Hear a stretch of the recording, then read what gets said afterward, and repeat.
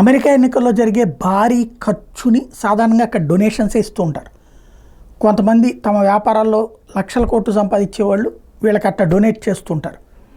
అట్లాంటి ప్రముఖ డోనర్లు ఇప్పుడు బైడెన్కి నుంచి వెనక్కి వెళ్ళిపోవడానికి సిద్ధపడుతున్నారు.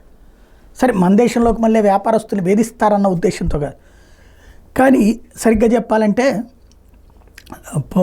కోడి పందాల్లో మన పుంజు కనుక పవర్ఫుల్గా చేయకపోతే వదిలేసిన తరహా అనమాట, దాన్ని నంచుకు తిన్నట్టు వంటి తరహాలు. ఇప్పుడు బైడెన్ మొన్న ఫెయిల్ అయినటువంటి నేపథ్యం, తర్వాత ఎంత చెప్పినా జనంలో, ఎందుకంటే ట్రంప్తో ప్రత్యక్ష డిబేట్లో ఫెయిల్ అవ్వడం అన్నటువంటిది తల కొట్టేసినట్టయింది ఆ డోనర్లకు అందరికీ కూడా. ఇట్లాంటి వాడికి మనం ఖర్చు పెడుతున్నాం అన్నటువంటి టఫ్ ఫైట్గా ఇద్దరు మాట్లాడుకుంటే బాగానే ఉంటుంది, కానీ మందగమనంతో వ్యవహరించడం అన్నటువంటిది, మందమతిలాగా వ్యవహరించడం అనేది ఇక అతను పనికిరాడన్న ఫీలింగ్ వచ్చేసింది. 65% మంది ట్రంప్ వైపు, 35% మంది మాత్రం బైడెన్ వైపు ఉన్నారు.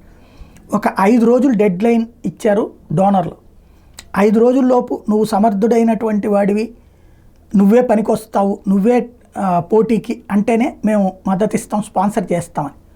లేదు అంటే అప్పుడు మిచెల్ ఒబామాని తీసుకొస్తారా, లేకపోతే కమలా హ్యారిస్ని తీసుకొస్తారా చూడాలి. బట్ ఇతనైతే వెనక్కి వెళ్ళడానికి సిద్ధంగా లేరు.